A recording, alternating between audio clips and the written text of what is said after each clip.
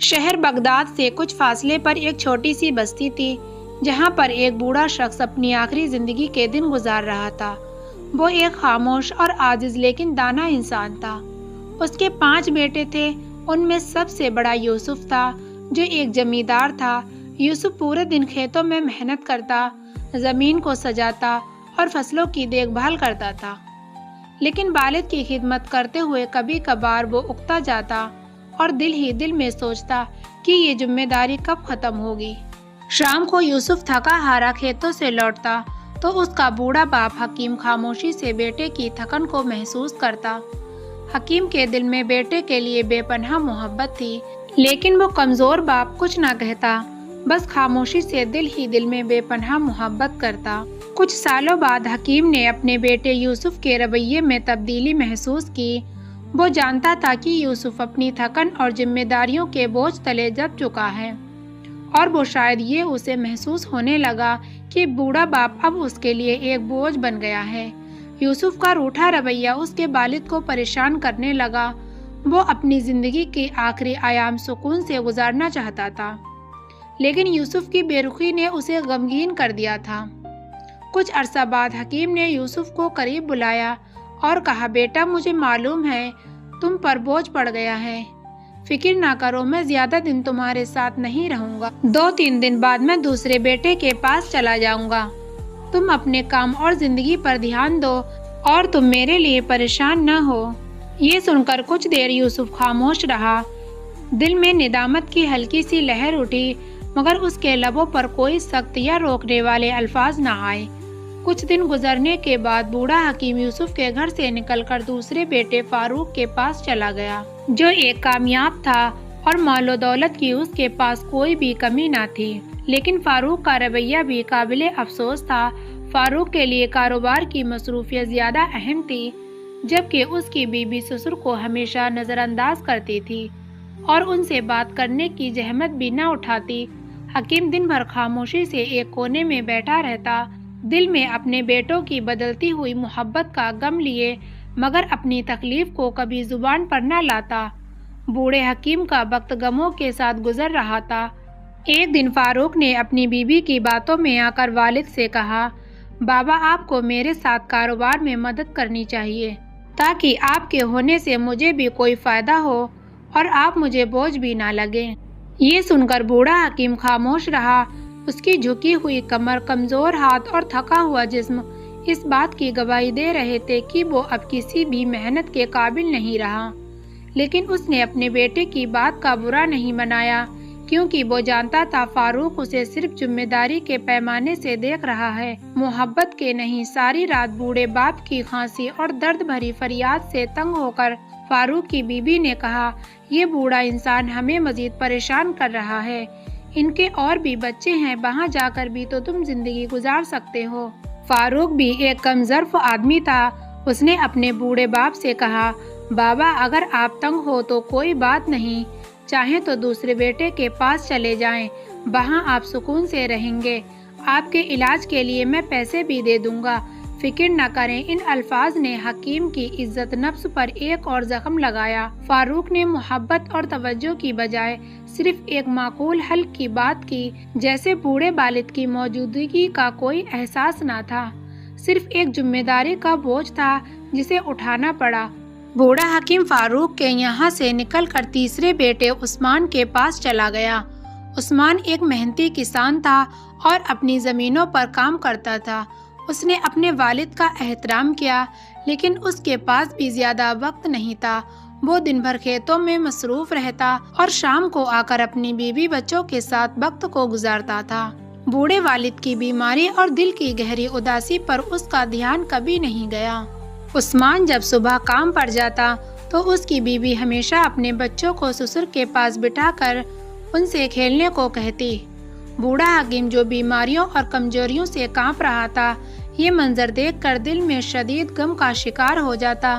عثمان کے گھر میں والد کی حالت مزید خراب ہوتی گئی، کیونکہ ان کی عمر اور ان کی حالت اس مقام پر تھی کہ ان کی کوئی خدمت کرتا، انہیں کھانا اور دوائیاں ٹائم پر دیتا، پر انہیں نہ تو کوئی کھانا ٹائم پر دیتا اور نہ ہی ان کی دوائیاں کھلاتا۔ اس لیے دن و دن ان کی حالت بگڑ گئی۔ تبھی انہوں نے فیصلہ کیا کہ وہ اپنے چوتھے بیٹے احمد کے یہاں پر جائیں گے۔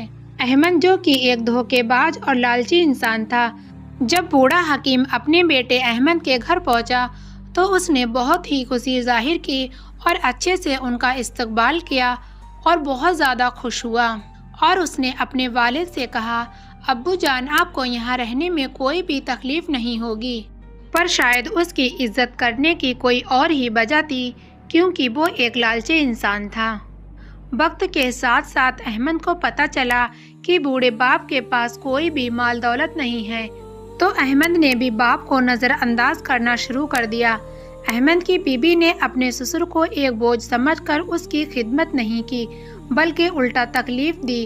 وہ ہمیشہ شکایت کرتی رہتی اور بوڑھے کو اپنے کاموں میں رکاوٹ سمجھتی۔ لیکن بیوی کا کیا قصور جب اپنے بیٹوں کو ہی اپنے باپ کی کوئی بھی فکر نہ ہو۔ احمد اپنے کام میں اتنا مصروف تھا، اتنا مگن تھا کہ اس نے اپنے والد کی حالت پر کوئی دھیان نہیں دیا۔ اس دوران بوڑھے کی صحت اور جسمانی حالت تیزی سے بگڑنے لگی۔ آخر کار ایک دن احمد نے بھی جواب دے دیا اور کہا، بابا تم میرے پاس نہیں رہ سکتے، میرے پاس تو اتنا ٹائم ہی نہیں کہ میں تمہاری دیکھ بھال کروں، تمہیں کہیں اور جانا ہوگا۔ بیٹے کے بے درد الفاظ سن کر بوڑھے حکیم کی آنکھوں میں آنسو آ گئے، پر انہوں نے زبان سے کچھ بھی نہ کہا۔ کچھ دیر کے بعد بوڑھے حکیم نے اپنی بہو سے بولا، بیٹی مجھے کچھ کھانے کو دے دے، کیونکہ میں نے فیصلہ کیا ہے کہ میں اپنے چھوٹے عبداللہ کے گھر پر جاؤں، پر اس کا گھر کا راستہ بہت لمبا ہے، اس لیے مجھے راستے میں کافی بھوک پیاس بھی لگ جائے گی۔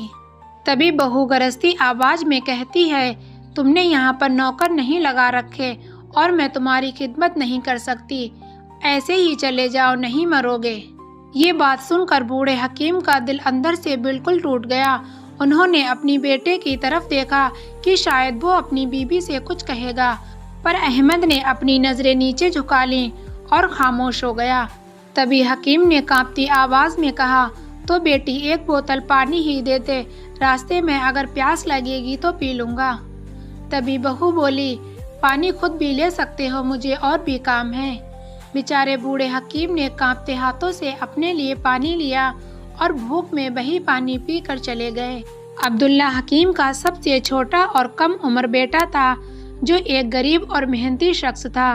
کافی لمبے سفر کے بعد وہ اپنے بیٹے عبداللہ کے گھر پر پہنچے۔ جیسے ہی بیٹے نے اپنے ابو کو دیکھا تو وہ بہت ہی خوش ہوا اور اس کی بیوی بھی بہت خوش ہوئی۔ انہوں نے اپنے ابو کا احترام کیا، عزت کی اور انہیں کھانا کھلایا اور کہا، ابو جان آپ میرے پاس ہی رہیے، آپ کو یہاں پر رہنے میں کوئی بھی تکلیف نہ ہوگی۔ پھر حکیم نے دل ہی دل میں سوچا، جب میں احمد کے گھر پر گیا تھا تو اس نے بھی بڑی عزت ادب کے ساتھ میرا احترام کیا تھا، پر بعد میں تو مجھے کھانے تک کو نہ پوچھا اور مجھے بھوکا ہی گھر سے نکال دیا۔ شاید یہ بیٹا بھی میرے ساتھ ایسا ہی کرے گا، پر کوئی بات نہیں، جب تک ٹھیک سے رکھتا ہے ٹھیک ہے، اس کے بعد میں کہیں پر چلا جاؤں گا۔ ایسے ہی کافی دن گزر گئے۔ وہ لوگ بہت ہی اچھے سے رہتے تھے۔ عبداللہ دن بھر دہاڑی کرتا اور جو بھی پیسے ملتے اس سے اپنے ابو کی دوائیاں لاتا اور جو بھی پیسہ بچتا اس میں اپنا گھر کا خرچہ چلانے کی کوشش کرتا۔ اس کی بیوی بھی کافی ایماندار تھی، اپنے سسر کا دل سے خیال رکھتی، وہ ان کی بیماری اور بڑھاپے کو سمجھتی اور ہمیشہ ماں باپ کی طرح ان کی خدمت میں لگی رہتی۔ بوڑھے حکیم نے جب عبداللہ اور اس کی بیوی کی محبت اور احترام دیکھا تو دل ہی دل میں خوش ہوا اور بہت دعائیں دینے لگا۔ وقت گزرتا گیا، اپنے چھوٹے بیٹے کے گھر میں خوشی خوشی زندگی گزارنے لگا۔ اس کی زندگی میں سکون اور محبت واپس لوٹ آئی اور وہ اس بات پر شکر گزار تھا کہ آخر کار اسے وہ عزت ملی جس کا وہ ہمیشہ سے حقدار تھا۔ پھر ایک دن حکیم بہت شدید بیمار پڑ گیا۔ عبداللہ اپنی باپ کی حالت دیکھ کر بے حد غمگین ہوتا اور اکثر رو پڑتا، کیونکہ وہ اپنے والد کو ایک بوجھ نہیں بلکہ حقیقی معنوں میں باپ کے رتبے سے دیکھتا تھا۔ اس کے دل میں والد کی عزت اور محبت کا سمندر تھا اور وہ ہر ممکن کوشش کرتا اور عبداللہ ہر ایک کوشش کرتا کہ وہ اپنی والد کی خدمت میں کوئی بھی کمی نہ چھوڑے۔ عبداللہ کے آنسو اور اس کی فکر والد کی زندگی کے ان آخری دنوں میں اس کے لیے ایک تسلی اور سکون کا باعث بنی۔